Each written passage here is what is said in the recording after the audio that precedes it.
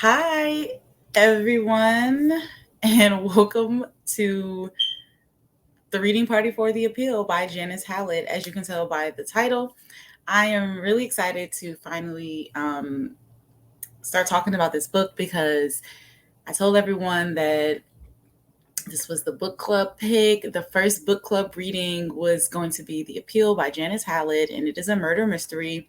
So I just started reading this book. I want to say I started reading it yesterday, and so far I'm on there's 424 pages in this book. Right now I'm on page 97, but as you also can tell by the title of this the title of this video, this is just going to be a reading party for the first 50 pages. So let's get into it. When I first started reading this book, and I have my notes here, but when I first started reading this book, I was just, I don't know, I picked this book up 3 times, and the third time was when I was finding like, okay, I really need to just get into this book. I need to start reading it. So the first time I picked it up, and the book is not written like a normal book. It is a bunch of like emails, text messages, mostly emails and text messages that you're reading, and it's between a group of people. You don't yet know who is murdered. You don't really know too much of what's going on. So in the beginning, there are text messages from classmates, I guess, like the people who are going to be investigating the crime. So they're emailing each other, and they're like, basically what they say to each other is, hey, did you get all of the files from whoever their boss is, whoever has the files and knows the case? Basically sent the case over to a group of students, and the students are texting and they're like, hey, did you get the case yet? They're like, yeah, I got it. And they basically begin to read independently the text messages and the emails, just as you will when you read the book, or as you have been reading the book, right? So when I was reading that, I was just, I don't know, it was very different, to say the least. Very different. I wasn't expecting I don't know really what I was expecting. I mean, I knew that it was emails, I knew it was text messages, but for some reason I had to like prepare myself. Now, since I am in the book and I'm reading it, I can appreciate the different method that they went about it, like emails, text messages, because of today's society. We are, constantly reading threads. So it's kind of like, and then they have them in chronological order.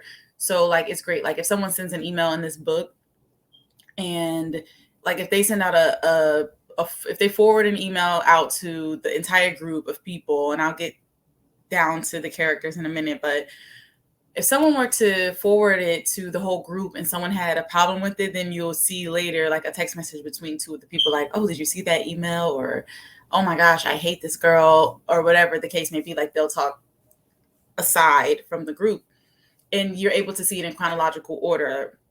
Even like if a text message doesn't necessarily say all of the details, you can kind of like draw your own conclusions as the reader, because everything's in chronological order. So you'll assume like, oh, they probably sent that text because of the email and what was said in the email or whatever. So I like that. I think it's very modern. And yeah, I'm really excited that I started this book. I did not know beginning this book that, for one, it came out last month, and two, that it's not long, 424 pages, but it is longer than Piranesi, which was only 250 pages. So I'm like kicking myself in the butt that I started a little late. But since I'm already on page 97, almost 100, I feel like I can probably read this book in a couple of days. Like probably by the end of tonight, I'll probably be a good, like, when I actually sit down and enjoy it and just give myself just time, like to not be doing anything else, I am into this book. So the first 50 pages of The Appeal by Janice Hallet. So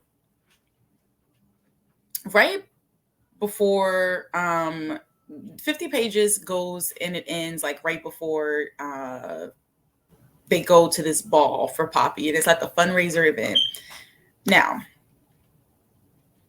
the characters in this book, let me pull up my handy dandy notebook, because I made notes for who is in this book just so that I could like tell you guys how many people it is. So basically, there is a theater, so like where they put plays on, and they're basically like a family, but there's multiple families within the theater.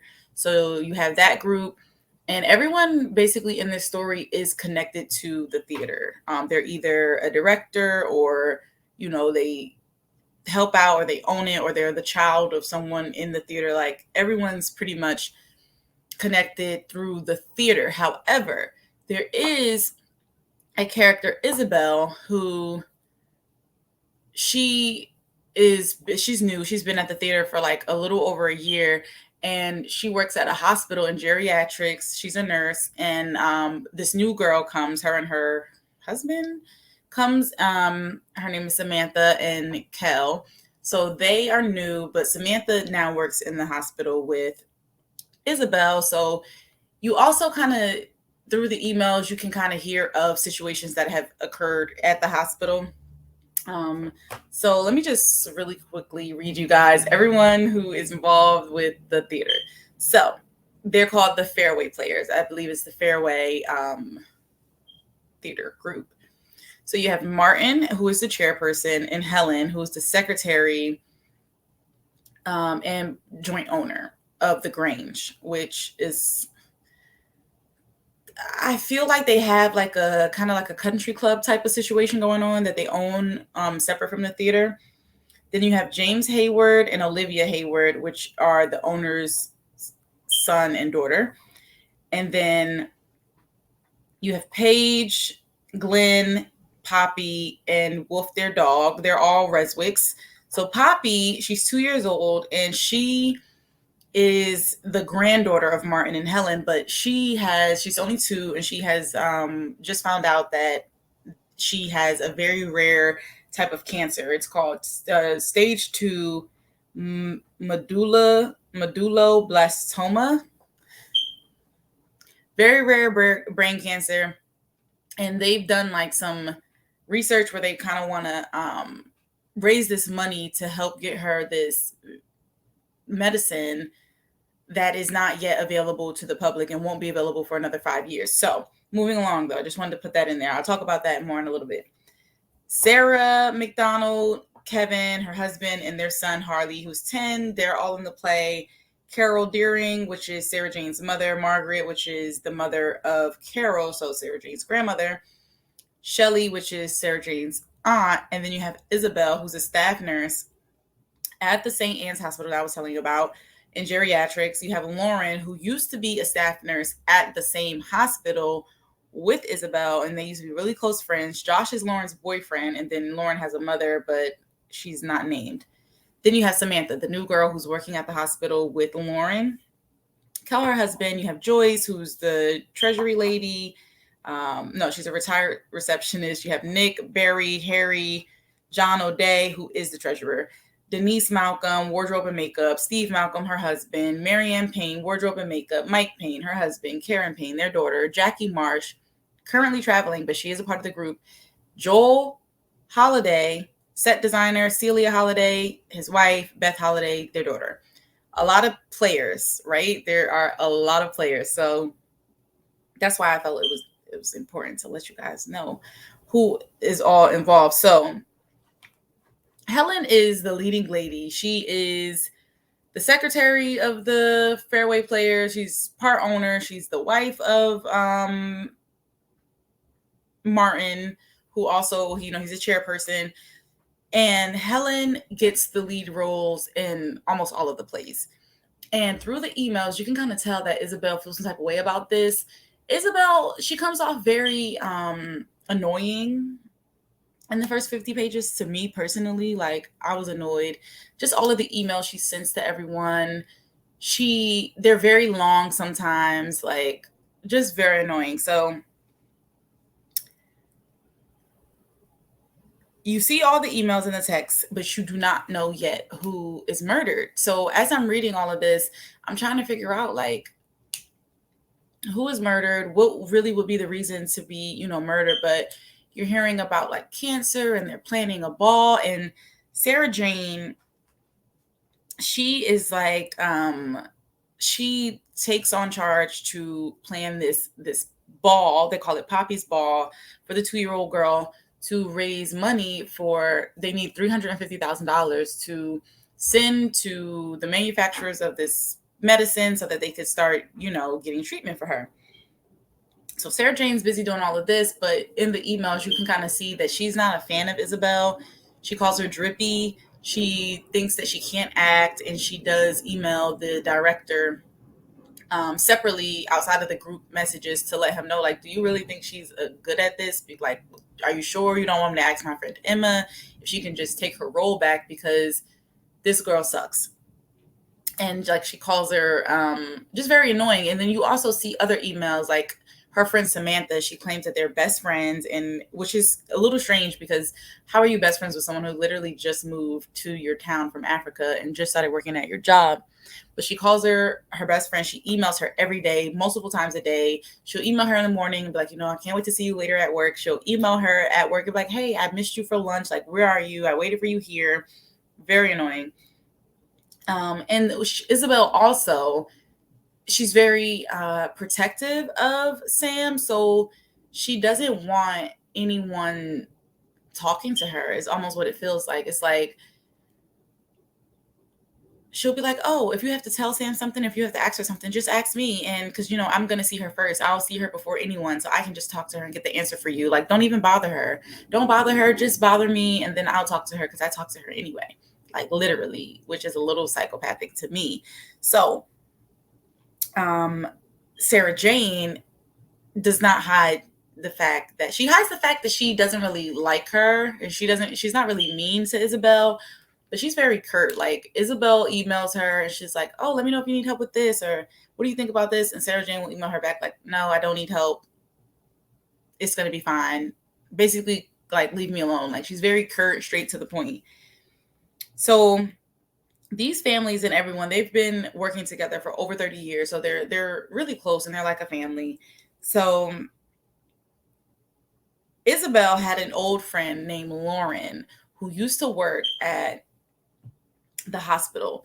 So Samantha's new at the hospital, and there's this story building around why she left her previous job to come work where she is. And there's even an email you'll see to Samantha from someone who she's been asking questions to about this drug for the cure for cancer.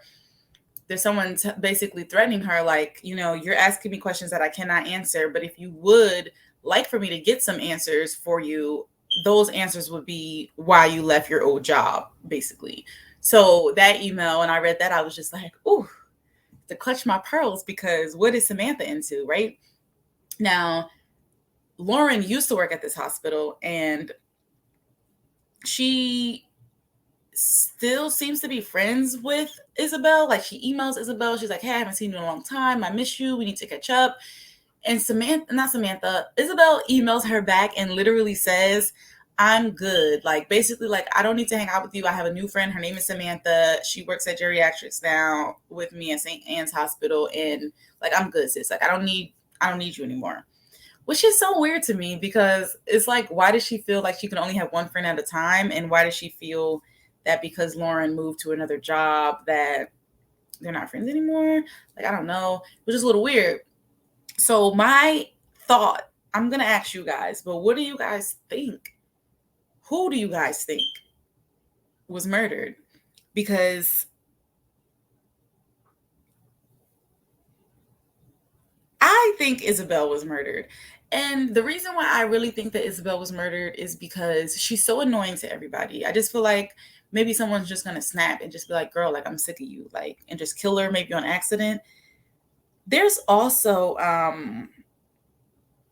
there is mention. So now another key point that I couldn't help but notice was that there are no emails that Samantha sent. You know what I mean? And like, we are really just taking Isabel's word for it that her and Samantha are besties. But the only saving grace in that is that in Isabel's emails, she's kind of responding to things that you would assume they've talked about in person, because there's no emails from Samantha, right? So Isabel will be like, oh, it was so good having lunch with you today. Or she'll follow up and be like, oh, I found what we were talking about earlier and here's the answer or whatever. So they are hanging out. They are actually friends. Isabel's not that crazy. But then there's emails.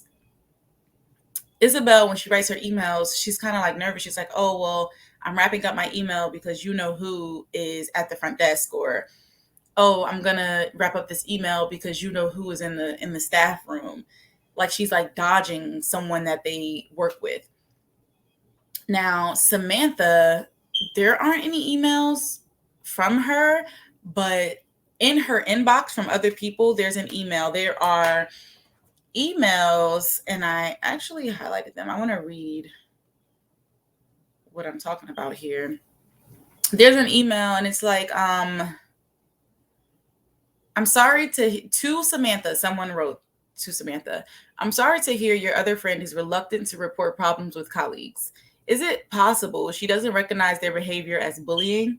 It sounds as if she compensates for their rejection by clinging that much harder to you. Can you get her out and about? Introduce her to some new people? We talk a lot about the elderly being isolated, but loneliness can happen at any age for all sorts of reasons. Talking about Isabel. And that's very true. Not very true, but it's very interesting that she says, get her out and like help her meet other people, because Isabel eats lunch at the same place at her job every day. And you learn through other emails that people feel that eating in that hospital is very depressing and that it costs too much, and they like to go on their lunch break, they like to go to other places to eat, and they like to go and see other things and just not always be at the hospital. And Isabel, she's very stuck in her routine, maybe, where she goes the place, I think it's called the Orangery. She eats at the Orangery in the hospital every day that she works there. And she does seem to be kind of expressing discomfort with another coworker to Samantha. So that's why I think that maybe Isabel gets killed, or maybe the person bullying her like kills her or something, but I'm not 100% sure. So now,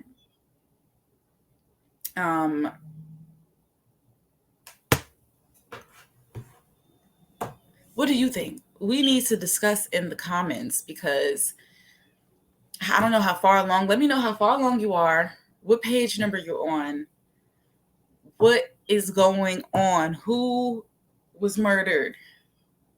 We need answers. Like I said, I'm already on page 97, but this is just the first 50-page reading party. I'm gonna let y'all know right now, I still don't know who was murdered. I'm on page 97. So honestly, I think Isabel is a goner, and I wonder, and I like how there's like a mystery building around a few of the characters, because it's like getting me thinking. And I think it's also worth mentioning that when I asked a few people to read this book, and as I was explaining what this book was about, it did sound very How to Get Away with Murder-ish. And I'm so relieved, because not only did I think that myself, when I was reading the summary and explaining the book to someone else, I thought it in my mind. And then when I invited my mom to read the book with me, she's like, that sounds like How to Get Away with Murder. And I was like, it really does. And I'm so relieved. So far in the book, it doesn't give me a rewrite, or that it was inspired by How to Get Away with Murder. And if it was inspired by How to Get Away with Murder,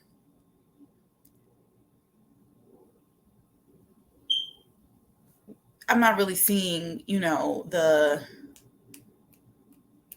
any prominent telltale signs of that. They're all talking through email. The students aren't even in the same place. They're not, like, they're literally just reading correspondences. And I guess the more I read, the more I will know. I'm really excited, though, to get into it and see what's going on. I